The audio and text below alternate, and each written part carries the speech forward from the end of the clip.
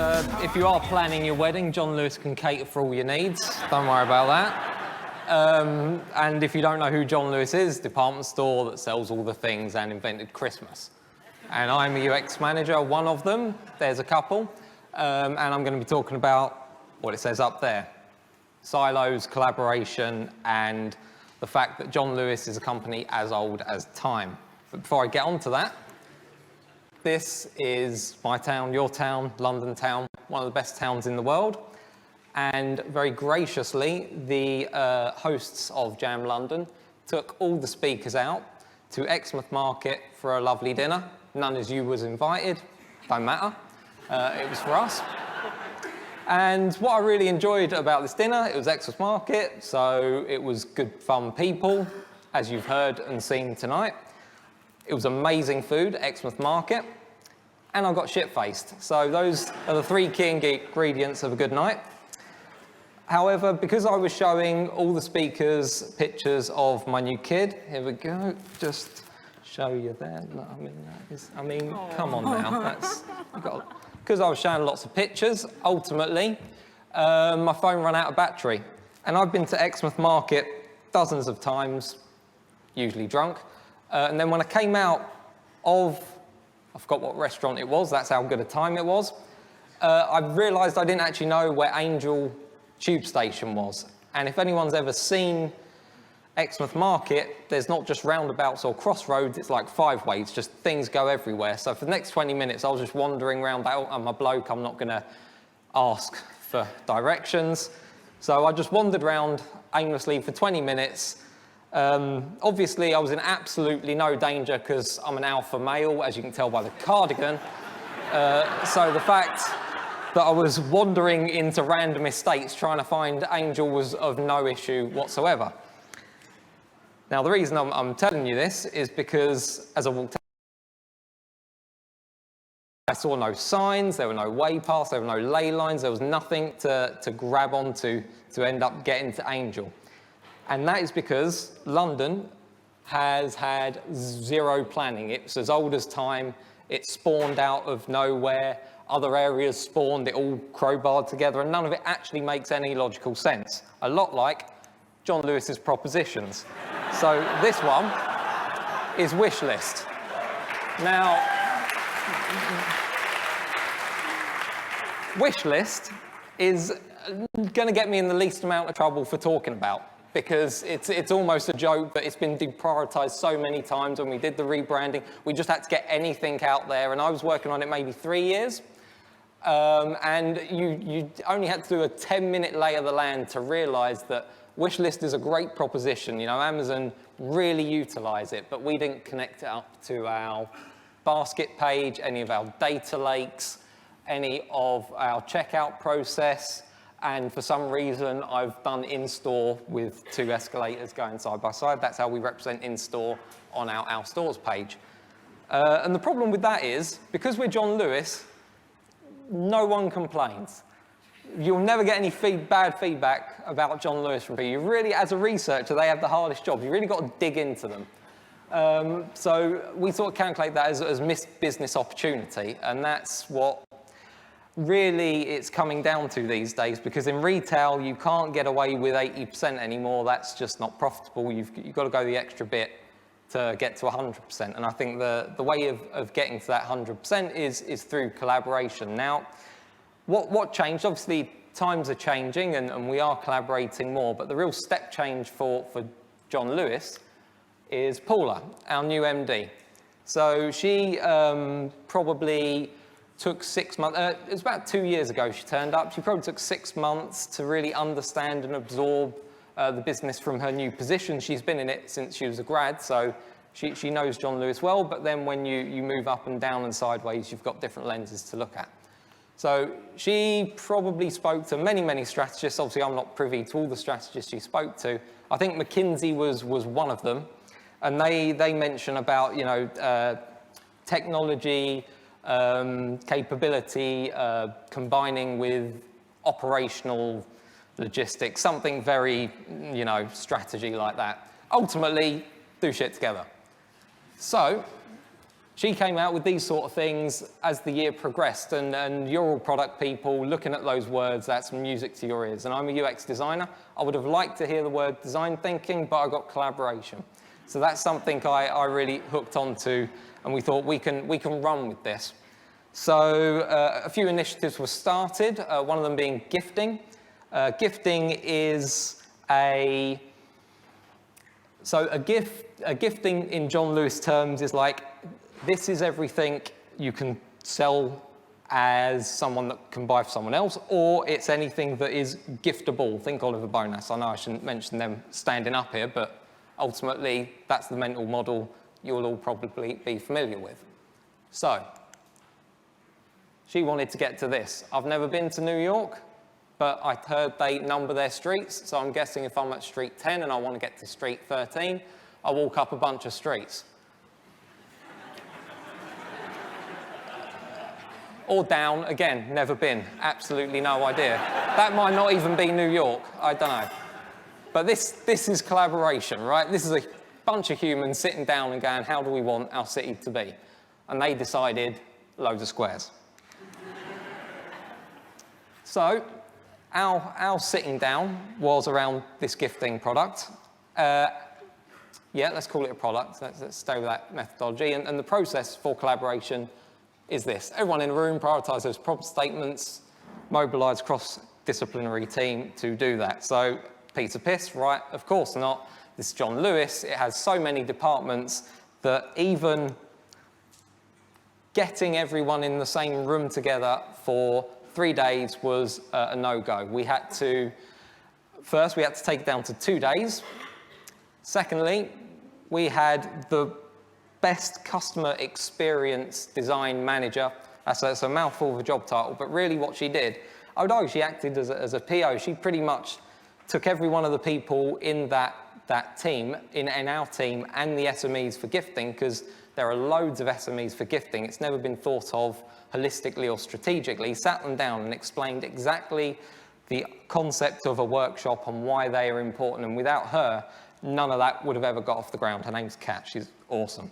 So once I managed to get everyone in the room, I'm going to explain, I'm not going to be too lectury about it, but I'm just going to quickly run through how I went about doing that workshop to essentially, again, all this knowledge is in people's heads, so it wasn't like a workshop where we were bonding and shit. It was more like I needed to download their heads. So this is how I did it.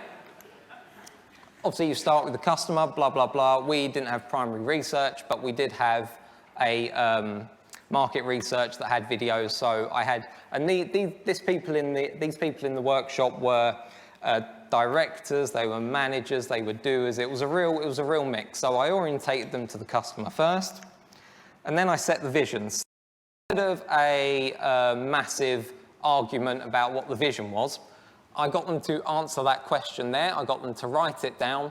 I got them to dot vote silently, and we came out with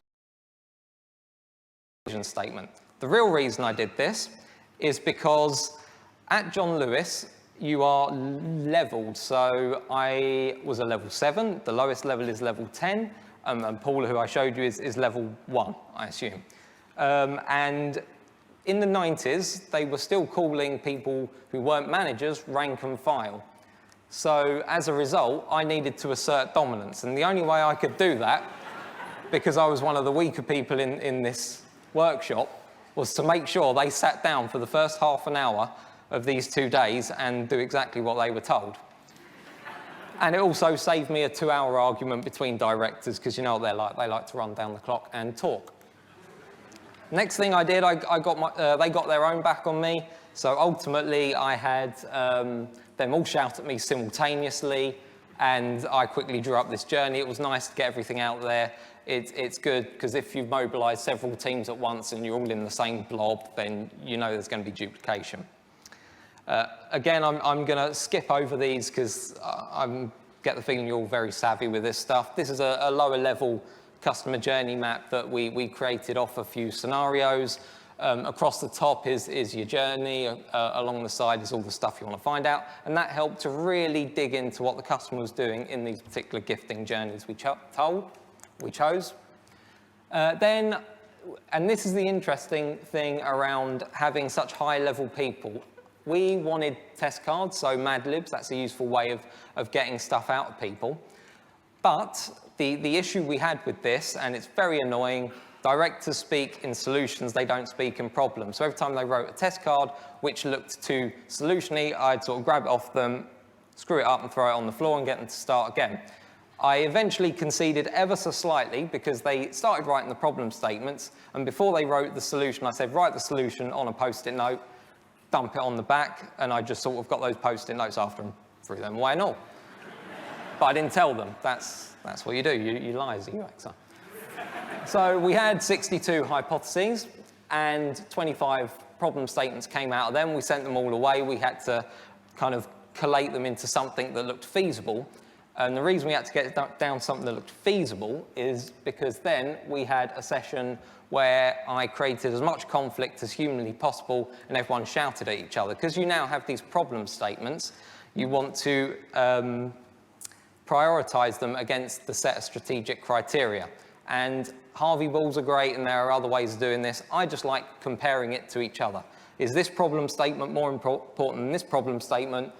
In the criteria of growth revenue in this case, who wins? And you know, we did that 25 times. It's laborious, it's painful, everyone cries, times 3, so it took 4 hours. But ultimately what you end up with is something like this. So that is all our problem statements. I'm sure I'm not allowed to show done that.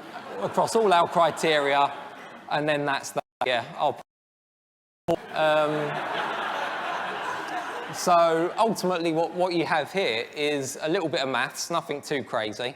But if suddenly John Lewis becomes all about the money, it's never all about the money with John Lewis, we can up-rank growth revenue, right? And then the priorities change on themselves. So, no, let's stay here. So one of the main benefits for that was we got as a team. So that was challenge 1, overcome. Again, a lot of help by Kat. Challenge 2 was the directors scoring a bit of an own goal. So when you haphazardly slam departments together with no sense of structure or resonance, it can be a real shit show around who owns what, where and when, and you can have a lot of arguments. So that's something that the directors pretty much showed us and said, you're all in it together, kumbaya, away you go. So the first things we did as a gifting team is this, and a racing, but I'm not going to show you the racing because that's a bit too personal. But this is a stakeholder map which essentially shows the inner circle is the team, the outer circle is people we need to help, and sponsors come after that. And that helped have structured, difficult conversations around, we don't need you in this team for this period of time or doing this thing, or actually, we really need you in this team full time. We'll have a conversation with your resource manager. So that helped create a functional connection, which is, again, quite useful. So third challenge is this office. This is our office in Victoria. It's basically like a conservatory, freezing in the winter, boiling in the summer. But annoyingly, it's a shit pyramid. So as you can see, it doesn't actually go like that. So you could be at different floors and areas just become apparent to you. The reason I'm is because, as the challenge said, people were all over the building. Trying to get people together was tricky, and I couldn't repeat 2-day workshops every time I wanted to do something. So that's when we introduced kind of quick ideation and 6-up sketching, and I hope all this is familiar to you. Ultimately, you've got a bunch of people in a room, and what was really beautiful about these people, these weren't just like different people within one department.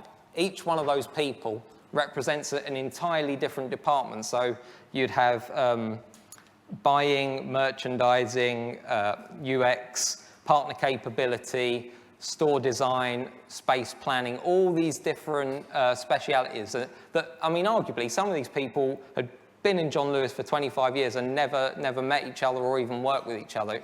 Sometimes it's death by brief. So I basically set all these different things, and everyone can draw. Everyone can draw and explain, and it was great to have that team bonding over something structured and useful, like, in this case, 6-up sketching. I'm sure there's many others you can do. So this has nothing much to do with collaboration, but I used to be a UX researcher, so I'll be damned if I don't show you the fact we went to the customer and got everything ticked off and was like, oh yeah, they like those things, and the bottom idea was mine, so fuck it, I'm not going to dwell on it. So this is another challenge that we had. Again, retail is probably where newspaper was 10 to 15 years ago. Do more with less. So none of these people that were part of the gifting team or any of these initiatives, apart from the UX, because we've got an awesome director, were there full time. They were almost moonlighting as POs, which is insane. To do a PO job full time is damn near impossible. That's why I'm a UXer. So we had this situation quite a lot, and we had core days, and then we had to have super core days, and we tried everything we could to get together. And ultimately, because we had created the stakeholder map and the RACI, whenever a problem posed itself that needed solutions, I knew exactly who to pick on in that team to go to. So this is just, what the hell is this? So this is the price point. This is a price point, and that is as far as we took it. This is hardcore lean, because I had everyone in the room I needed, and we just doodled up a few different price points, and then we're running a few tests in the store. Not as many as I'd like, because the PO said to me, I'd be damned if I'm charging people in Manchester one price and people in London another. Daily Mail are going to have a field day. So there's a limit to what you can do offline compared to online. But ultimately, this is what we got to, or this is all we needed to get to before we actually had something that was good to go. How long do I have? Anyone? I've got no time here. All right. I'll keep talking until they kick me off. So what we came up with was this: find, keep, give. And I can talk a little bit to it. Basically, what happened was, because we talked so much all the time, we were able to kind of reduce lead time. It's a weird thing, but it's an important thing, the fact that there are purses next to mugs, and then there are mugs next to books, whereas usually you just have all the stuff together. That cross-department collaboration allowed them to sell cross-collaboratively as well. And the key takeaway there is when you sell cross-collaboratively, the customer can really think about what they're planning to buy and put it all together the same way the classic mental model is. You walk into IKEA and you have all the furniture there, and ultimately it's all in a room and it all looks lovely, and you're like, I'll have all 5 of those things. It really helped to cross-sell, and this is one of the few it's one of the main areas that is really beating forecast, if we want to talk all tradey and technical, beating forecast, because they're allowed to do a lot more cross-selling. And I mean, the jury's still out from the customer point of view, because this only got released half a month ago, so we're still getting the customer feedback in. But if we're going to go on hard numbers, we would categorize this as a massive success. So I feel like I've rattled through this, so there'll probably be more time for questions and pull me up on other things. But for me, the key takeaway is, and we had a retro literally yesterday around gifting, is that we were annoyed at ourselves that it took the managing director to tell us all to talk to each other. I think that was the key annoyance, that we were like, why haven't we done this sooner? Why haven't we been doing this for 20 years? Why have we done death by brief? And I think now you've got other people in other departments, I won't name which departments, that are annoyed because they've stepped away from gifting and into something else, and they're not working in this new way, this new agile way of working, which, again, you all know, it's no surprise to you, but in other parts of the business, they're still working in different ways. So ultimately, that's what I'll leave you with. It's don't wait, go full throttle, and if there is any sort of kickback, just say to them, John specialists do this. That is the key takeaway. They do it. They are as old as time, probably as old as America, I don't know. But that's what I'll leave you with, is just don't wait. Just run and grab people you need and get them to do the job. Thank you very much for listening.